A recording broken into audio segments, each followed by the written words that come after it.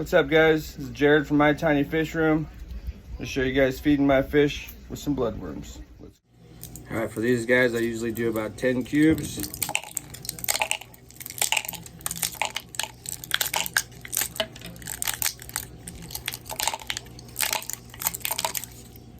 Drop one. Just 2 full rows on the rack. Then what I'll do is I'll dip this into the water. Get a good bit of water out of there to let these guys unthaw and defrost.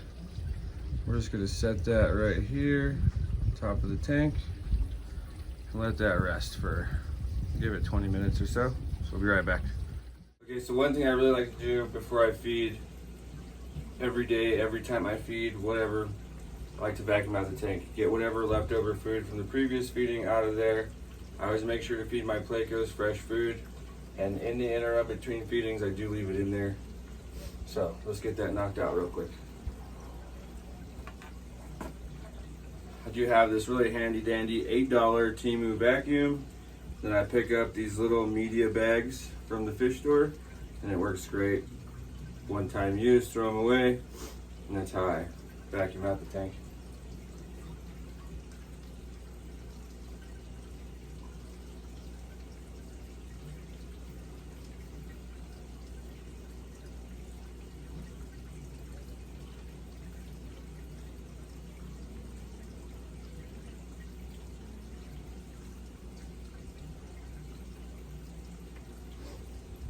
And this is just to get all the poop out and everything else that they've been either not eating or defecating. Just don't want any kind of ammonia buildup from this stuff sitting in there rotting. I don't have any shrimp or snails in here, so there's no bottom feeders to help with that.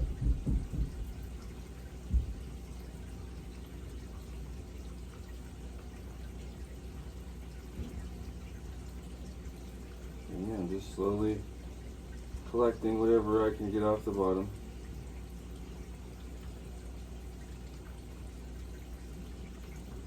Everybody likes to leave stuff in the tank uneaten for whatever reason.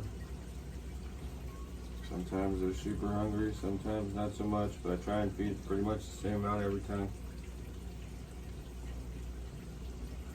That piece of driftwood is hiding a lot of junk.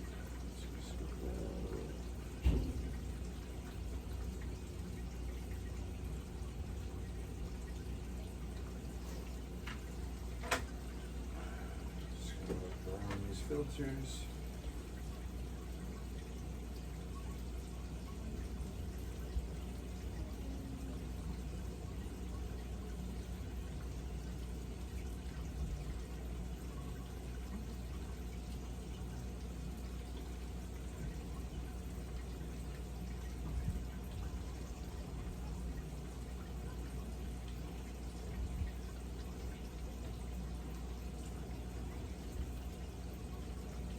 Essentially, this stuff will just create havoc in your tank if you leave it in there. It basically poisons your water.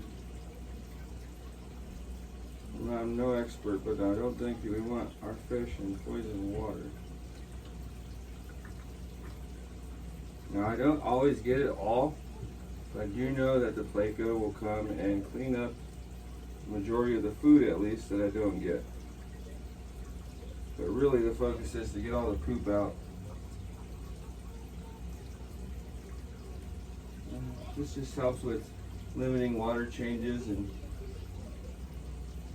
preventative maintenance is always good.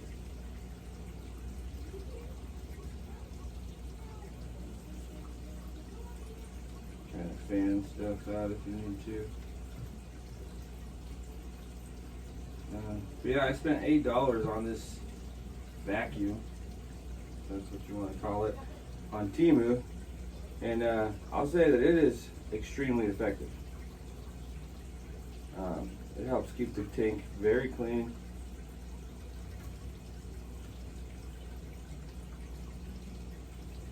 Which is good for my fish, which is good for me. It takes just a few minutes and you basically get the tank relatively cleaned out. And I can push the decor back to where we had it roughly. Just blocking those old drilled sub holes. Allergies kicking my butt here lately. It's raining right now in Colorado, and I am not used to humidity. And when it gets humid, my nose starts to freaking run.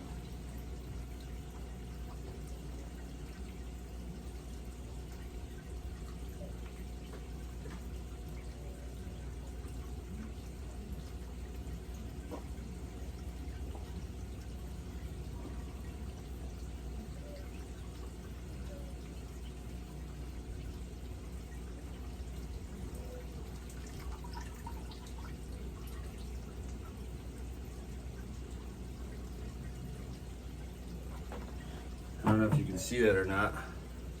That's all the waste that came out from that one vacuum.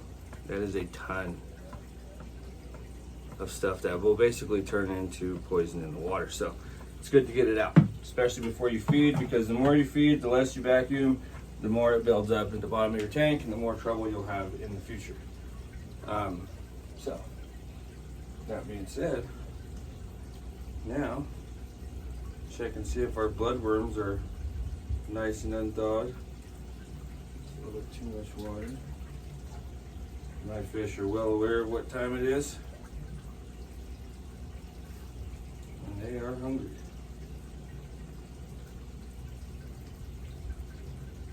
So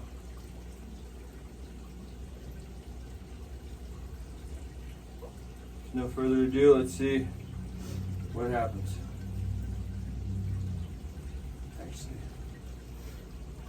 I'll grab you guys and move you a little closer. Okay, so our bloodworms are unthawed, ready to go. And let's see how our fish react to getting some breakfast. Oh, dinner. Gosh, I can't even tell what time of day it is. It's like 6 o'clock in the evening.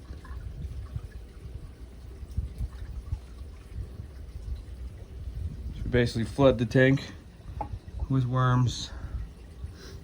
And everybody loves worms. We got 3 survivors left so far from feeding with live fish. I think Earl's the only one that's actually been eating those slowly but surely. So 10 cubes, probably about, I don't know, sometimes twice a day, just depending on the mood of the tank. But as you can see, the fish are pretty happy. And you'll notice the Pleco will wait until these guys are done eating, and then typically he'll come out and start cleaning up. He also likes bloodworms. Now Paul, the Rhino Pleco, he's a lot more shy. He'll wait till the lights are out and there's just a little night light.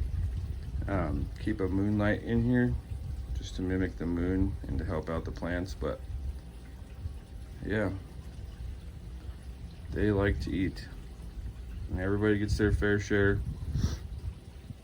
I think with a tank this size and this many different fish, it's important to feed a variety of food. I definitely still feed, like the jewel cichlid, we'll put some fish flake in there for her. I mean, everybody will eat it, but you know, you gotta target the species that you're feeding and then do the diet accordingly. All these fish have a variety of diets. Some are heavy protein, some are not. So just keep that in mind so you don't get your fish bloated. But yeah, I keep a variety of food. The omega-1, this is the bloodworms that I feed. I don't know anything about them other than my fish love them, and so I feed them a lot. Then for algae wafers, I really like the Hikari brand. We do a lot of their food. We do some of the Hikari wafers. We also do some of the Hikari sinking predator pellets, carnivore pellets, excuse me. And then we also do, let me see if I can find it. Oh, here we go. Some of the Hikari sinking wafers. I think these ones are like shrimp flavored. But the fish like a variety of food. All the Cories love the shrimp food from Hikari, and everybody else loves the wafers. Also, I tend to feed a little bit of these small pellets to my smaller fish. So New Life Spectrum, they make really good food. My fish love this stuff, super healthy, and it does really well. So it's another good thing to throw into your mix to feed your fish a variety of foods.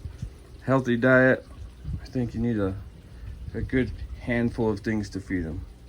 And so yeah, that's what we do with our fish. And so far, so good. I mean, we have a little bit of chasing each other around. Thought about maybe adding some tall fake plants just to break up the line of sight. So looking into that right now. But overall, trying to keep it simple. Did a few rock pieces that are fake rock, obviously, just to add. And then all the driftwood that came with these guys from their 75-gallon tank. And their sponge filter right back there. And of course we added Bruiser, our little Jack Dempsey. He's doing good. He's been in the tank just for a couple days now, but seems to be adjusting well with the others. We also have our German blue ram in here, which he does fine. He's munching right now. There's our Geophagus. There's our African peacock, one of them. There's Earl. Earl's the star of the show. Him and the Green Terror, per usual. The Green Terror is a little camera shy, and Earl just loves the camera as much as he can get in it.